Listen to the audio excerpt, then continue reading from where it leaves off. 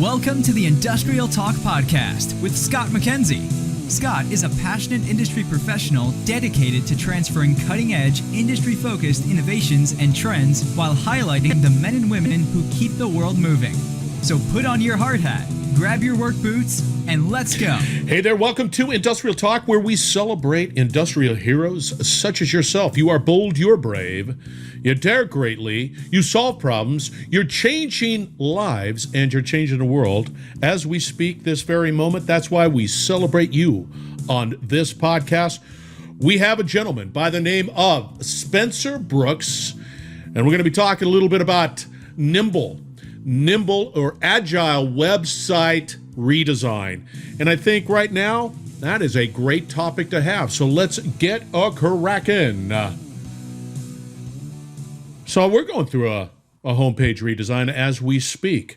And that just begs the question of what you want to try to do, where you want to go with your website, how do you want to engage individuals on the website, what do you want to do? And I mean, those are great questions to ask, and especially in this sort of post-new world that we live in, I think it's a great opportunity to be able to just ask specific questions. Now, with that said, I am going to talk a little bit, and if you're out there on the video, if you're just listening to the podcast, you're listening to the podcast, that's fine.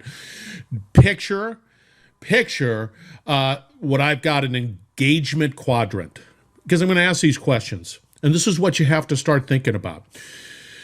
When you start developing content, and we've been doing that for the past, content's everything, right? You get it out there, you get that attention, you want to be able to engage people, and you want to be able to get their feedback, and you want to hopefully open up doors for opportunities. Now, I've put together this engagement quadrant, and what it just does, so you have 4 areas, quadrant, right? And to the right and to the top is great content, right? So at the top, great content. What is that? It solves problems. It answers questions, right? It sort of is relevant to today's challenges. To the right of that are max entertainment. Is it humanized? Is it fun? So if you combine something with great content that is also entertaining, then you have a greater opportunity to engage, right? It just makes sense.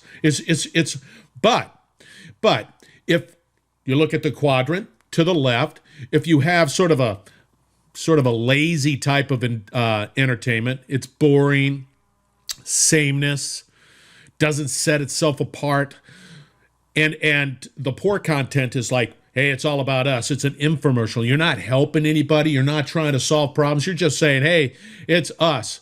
Then your engagement, the opportunity to engage, the time that people are engaged on your content, right, is limited, if any, right?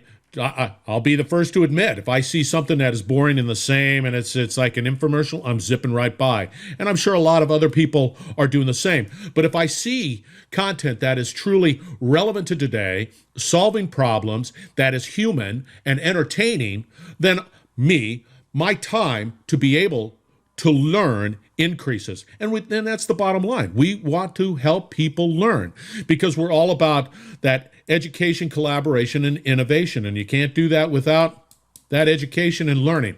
So if you're out there on the video, you see the little quadrants, you see it. If you're out there on podcasts, you sort of get the picture, but I'll have it at industrialtalk.com. You just sort of download it.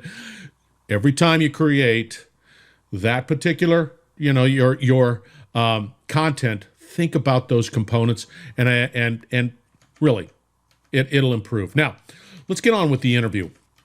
So we're going through Industrial Talk 2.0 is happening, and we want to make it easier for you to get information. We want to make sure that it's easy for you to get it, and it's entertaining, so that you consume it, and that you are better. And we're highlighting the best within industry, and we're able to do that because we're going through another redesign.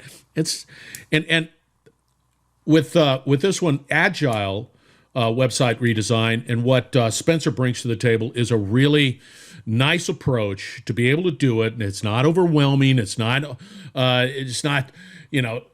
big job. It's just an incremental approach to be able to change and give you a little bit of fresh perspective on your website, because sometimes we just get a little old, we get a little lax, and right now is not the time. All right. He is the founder and CEO of Brooks Digital. He brings a lot of street cred when it comes to this particular topic. We've got a lot of information out there, and we're going to be talking about Agile redesign of your website. So enjoy. Spencer, welcome to the Industrial Talk Podcast. Thank you very much for finding time in your busy schedule and to join the absolutely wonderful listeners of Industrial Talk. How you doing? Hey, Scott, I am doing awesome today. Thank you for having me. I'm excited to share what I can with the listeners. I like it. I like your setup. You really sound good. Oh, thank you. Right. That's always what I want to hear. Right? You do. The broadcast voice. That's right, man. You're right on it. You got your windsock. You got everything happening there. You're 5x5. All right. For the listeners out there, Spencer, give us a little background on who you are. Sure. Yeah, well, I run a company called Brooks Digital. We're a digital agency, so we build websites mainly for nonprofits who focus on a particular disease or disorder, like diabetes, cancer, things like that. And we do that by taking a particular approach, an agile approach to doing that, which sort of prioritizes responding to change and adapting to, especially in the healthcare industry and things like that. Things change very rapidly, so we want to take an approach with the online, the website and digital presence that can adapt to that changing environment. So that's what we specialize in. All right, listeners, you're saying to yourself, Scott, how come you have this gent on the Industrial Talk Podcast? Because you need to hear about agile websites. You have to understand that your website is, questionable. And there's a way of being able to take that questionable website and put it into a way that can definitely be an asset to your business, because that's what's real important. Don't come to me and say, Scott, it's not important. It is important. I'm just here to tell you. And when Spencer connected with me about agile website redesign, I just said, yeah, that's important, and industry needs to hear about it. Whew, I'm worn out by yelling at everybody. As if they really care. No, you do. You need to care. Right. So let's define a little bit about what agile website. What does that mean? What are we doing? Yeah, it's a good question, Scott. So without giving the entire history lesson, no one needs to take notes here, right? But the idea with agile website redesign is maybe back, 20 years ago, there's a group of software developers, and they noticed a problem that they would take years to develop some sort of digital product. And by the time all those years had passed, the product that they had developed, the piece of software, was no longer relevant anymore because the problem had changed or the industry had changed. And they said, this isn't working. We can't spend 2, 3, 5 years trying to figure out and build something and then launch it. And our assumptions are totally off. So the idea with Agile came about because they said, and it's true with website development, with software development, with product development, they said, we need a way to build something that's rather complicated in a way that we can actually change and adapt that on the fly to the market conditions, to even our own knowledge about what it is that we need, and adapt that so we can track a moving target. So that's, in a nutshell, what Agile is about prioritizing change and responsiveness during the process of developing a website, rather than just putting a pin in the ground. Yeah. So here I am. I'm an industrial guy, and I've got a company, and we've been in business for many years, and I've got that unfortunate problem called legacy thinking, and this is how we always do it, and this is why. What I've seen in this pandemic is, of course, a situation where it would have been great to have a great website at this particular time to be able to facilitate, hopefully, some commerce or whatever it might be. Is if I have a website and my mind is like, I'm about 10 years behind. Can you take us through a sort of a step-by-step approach to what that might look like? Sure. Yeah. So if you're already behind the ball a little bit right now, I mean, first thing You're sensitive. You said a little bit. I'm saying that there's a lot of people behind the ball quite a bit. All right. Yeah. So okay. So you're way behind the ball, and you're way behind the ball. Don't here. soft pedal this. Right. Okay. There you go. Important conversation. That's right. Okay. I'll be straight here. Yeah. So yeah, I think the first thing that you need to realize is, number one, you don't have to do this whole thing at once. You might have it could be a big project to think about. It's overwhelming to think about this. You could go, oh man, like I don't even want to open that can of worms, and you shove it, in your folder somewhere that you don't open for a year. Just remember, you don't have to do all this at once. The great thing about a website is that it's not like you're constructing a building that it's very difficult to change. You can change a website every day or every second. It's flexible, it's malleable. And so you can launch a first version of it, and it doesn't have to be a complicated first version. And the next day, the next week, the next month, you can go and add something else to it. So if you're in that position, just first of all, no, you don't have to do it all at once. And so once you commit to that mindset of saying, I don't have to launch the ultimate version of whatever I want my website to be right up front, then you can just focus on prioritizing the most important things that the website should do for your business. And then after you launch it, then you can just work your way down the list and continue to add stuff and add more features that might be important or respond to changing market conditions and things like that. So I like that incremental approach. And it's sort of, and really, I mean, it can be done. And I think that from my perspective, listening to what you had to say, because I'm going through a redesign with my particular website, and of course I'm sitting there going, oh, it's got to be all or nothing. But you've just changed my view. I get it to a warm and fuzzy position, and boom, and then I can continue to add to it. I would imagine, correct me if I'm wrong, strategically, you don't want to put yourself in a bind. So it's sort of incrementally, you can just keep on adding. I like that. Absolutely. The thing about websites is it can be surprisingly complex once you actually get into the details. It seems like, oh, sure, it's simple. I want a homepage, right? And then you realize that every single thing that's on that homepage, you've got to decide how it's going to be displayed and how it's going to be managed on the back end and all the rules about it. And you just spiral into a black hole. And so in that complexity just mushrooms the more stuff you add. So the key to taming the madness there is to get very disciplined about chopping out all the things that you say, you know what, we're going to deal with that later, and prioritizing a small bucket of things, and knowing that by saying no right now, it's not like you're saying no forever. You're saying yes to that later on. And that's a big deal because you can get totally overwhelmed. That is huge. I'm just telling you, that's a great way of approaching the situation. So when you're in when you're engaged, Spencer, and when you're engaged, how do you have that conversation with clients and saying, okay, here's your existing website, or we need a website. Let's just say we're dealing with an existing website. You look at it and then you start to have that conversation, correct, with your clients? Absolutely. Yeah. And so usually there's some combination of my existing website is terrible and it doesn't work. It's broken. It looks bad. All these things. Usually it's a combination of things that need to be fixed. And then also some aspirational things like, I want to add all these new features to help support my business and to help grow it. And so it's this hodgepodge, big melting pot of all these different things. And so I think, honestly, the first step is, in order to prioritize, you got to know what your priorities are. And so sitting down and saying, all right, like if your website had a job description, if it was a person that was employed 24/7, that never ate and that never slept and that just worked for you, then what is the job description of that website? What is it supposed to do? What are the most important responsibilities and functions?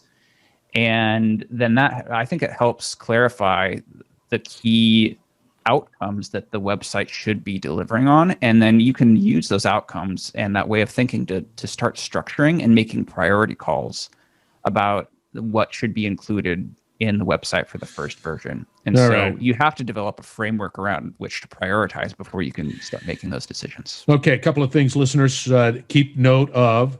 It can be done incrementally, so don't come to me and say, Scott, I've got a website, but I can't do it. Don't come to me. It can be done incrementally. Think through that. The other one I really like is job description for your website. That to me is an interesting, I like that. I like the incremental approach. I like that jobs description. That to me brings it down to the level that I can understand. I don't have to sit there and chirp tech talk. I can say, no, I want my website to do this. That's the job description. I like that. Why for industrial, the listeners here of Industrial Talk, why is it important to have a good website? Well, I think if you just go out anywhere, right, Scott? If you go out, you're in line at Starbucks, look around at all of the people in line at Starbucks, or outside, and take a guess at what they're looking at. Their heads down, Yeah. and they're looking at a screen. Yeah. They're looking at a screen. And so I think from a marketing perspective, it's very important to just even culturally pay attention to where people are paying attention, and they're all paying attention to their screens. I think I don't have a hard stat on this, but the average person is spending hours a day on their iPhone. It's like multiple hours, literally. Yeah. And if you look at your own phone, you can enable screen time on your iPhone if you have one. Just look at how much time you spend staring at a screen, and you want to be where people are directing their attention. And so that's I think one of the biggest compelling reasons why you need a good website is because, frankly, people are spending hours a day in front of their screen. To simplify it, what is a good website? It's like, I've been on websites and I'm not sure if it's good, bad. I don't even know if mine is good or bad. What drives a good website? Yeah, that is a key question. I think first and foremost, a good website is going to generate a couple of key outcomes. First of all, it's going to generate awareness for your organization. So it's going to get eyeballs on you. So people are going to come and visit it. I think that's the first function of a good website, is that it's delivering people to it. And then it is converting them to some kind of further engagement with you. So that could be signing up for an email list. It could be filling out a contact form or some sort of interest, like I want to have a sales conversation and things like that. And then it's providing the resources that facilitate that process. So if you want to get someone's attention and you want them to reach out, about working with you, then that website needs to have the right information to address common concerns, to address objections, and to deliver a person to you that has a lot of that information already answered, so it makes your job easier. So I think a website really has to facilitate that process of taking a stranger, getting them to understand that your organization exists, to get familiar with you, and get common questions and objections answered, and then ultimately have them take whatever action it is that you want them to take after they view the website. And so I think if you look at your website through that lens, and some of the actions and the details are going to be different, obviously, but if you look at it through that framework, I think that's what a good website does. Yeah, and it's interesting. I'm just telling you right now, I do judge a book by its cover. If I go out to a website and I find that website is just not appealing to my eyes, I'm shallow. I'm moving on. I'm moving on to the next thing, and I'm trying to find a website, a portal, a place where I can find information and not be offended. Meaning, the colors are good. I'm getting a good user feel with this. And it's like, yeah, that's cool stuff.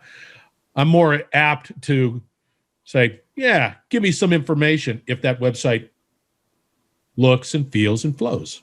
Right. No, I think it's a good point, Scott, in that design, it simply removes a barrier, right? It's not a good design is not going to make a customer necessarily, because I'm sure you've gone to websites that look beautiful, but you have no idea.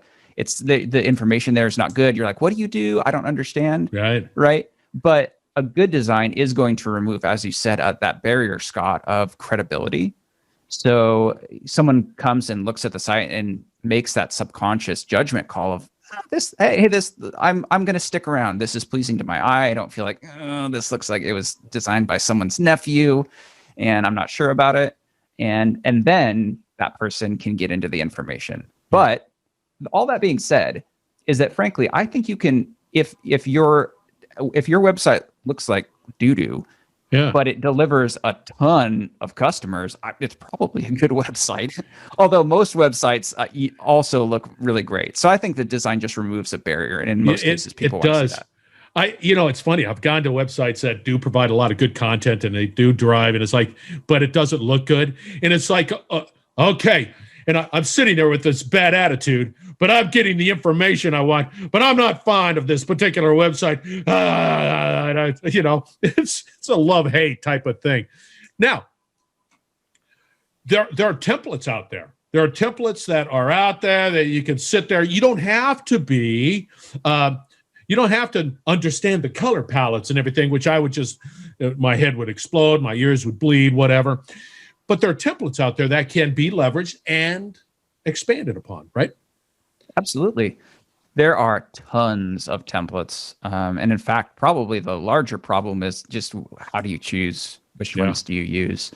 But I think that's a great space to start with. It's just literally like, I mean, you could go to Squarespace, Wix, even if you want to do like with a WordPress site, there are some templates there. And you can just get up and going, and they provide a lot of great structure. So I don't think it's certainly not a matter of the tools not being there. It just kind of depends on how quickly you want to get going and how complicated you want things to get. See, you mentioned a couple of things. First off, I like the fact that you can look at these templates. They're out there. And I find it stimulates proper business thinking. It's like, yeah, that feels right. That's what I'm trying to do. And you don't have to sit there from a blank slate saying, oh, what do I do?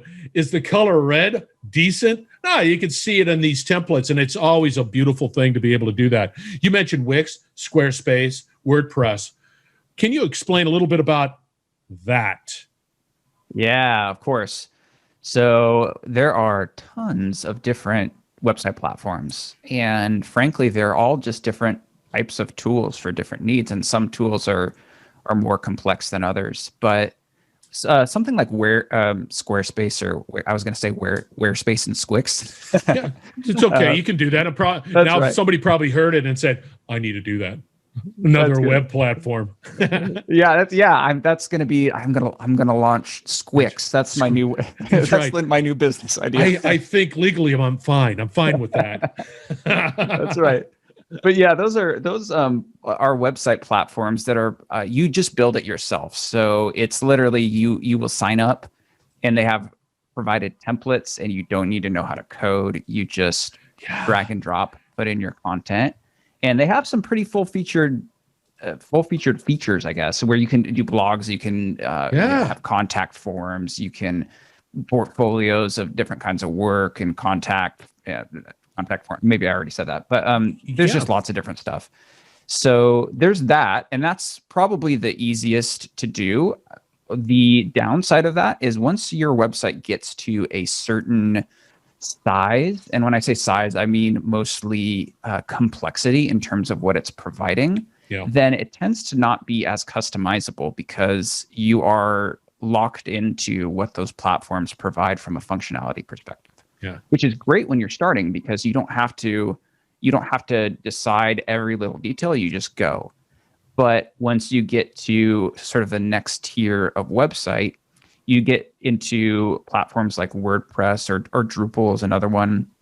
And those tend to be kind of like Lego kits in a way, where they provide you these different components that you can structure and customize. So instead of maybe like something like Wix would be, you would just buy something off the shelf, plunk it down, versus getting the Lego kit where you sit down and you really decide, how do I want to assemble this and build this and customize it, and I can take it apart and assemble it in a different way to suit different needs. And it takes a bit more time to set it up that way, but the result is you do get something that is more customized to your particular business. And it would seem to be scalable too. Yeah, exactly. It really is. I had some issues with some other platforms, and I realized that I couldn't scale. And then I went to my website is WordPress, and then I got all these little plugins, and then I could sit there and I can play around with it. And and just like I like the Lego analogy. Yeah, it's just like build. Okay, great, cool. But I think that there is and for me, this is just me speaking, listeners. I didn't realize the level of functionality that can exist within a website that is truly valuable to your business. So it's like truly valuable. I mean, people can connect with me on my website. It's like it's a beautiful thing. I'm just telling you. What are the roadblocks? I think when you're talking about Agile and things like this, where you're taking this the more of an iterative mindset, right? It's cycles. Is quite honestly, most stakeholders within your organization, it might be other executives, it could be managers, board, whatever. They're not going to intuitively think that way. And so if you've listened to this and you said, you know what, I'm savvy, I've got this is the way to do it, there's probably some other people involved in that decision that are going to say, well, do we have are we going to build all of this at once? I want it strict. It needs to be all scoped and entirely upfront, and they're going to want to do it the good old fashioned way, which is to build a big honking website with all the bells and whistles. And there's going to be there might be some conflict there. So I think really the biggest roadblock is conceptually just getting everyone on board and bought into the process that you don't have to do it all at once. Break that mindset. No, I'm telling you, man, that is an aha moment for me. I like that. I like it a lot. And I think that it's a great way of moving forward, creating a new website, be agile. Again, I guarantee you can benefit from a new website. It changes your perspective. Now, we're going to have to wrap this up. Spencer, how do people get a hold of you? A couple ways. First of all, you can go to the Brooks Digital website. It's just brooks.digital. It's not .com. It's one of the fancy ones, .digital. Wow. Yeah, so there you go. You can also send me an email, spencer@brooks.digital. Feel free to connect with me there as well. Like that. Again, Industrial Talk will have all of the contact information for Spencer big time. I like that .digital. That's new. Yeah, it's pretty cool, right? Like you get you don't have to fight with all the other .coms. You just say, oh no, whatever. I can just do .digital or . There's tons of different. There are tons. All right, listeners, that is Spencer. Thank you very much for joining the Industrial Talk podcast, Spencer. You're very welcome, Scott. It's my pleasure. Excellent. Again, listeners, do not go away. We're going to wrap it up on the other side, so stay tuned. You're listening to the Industrial Talk Podcast Network.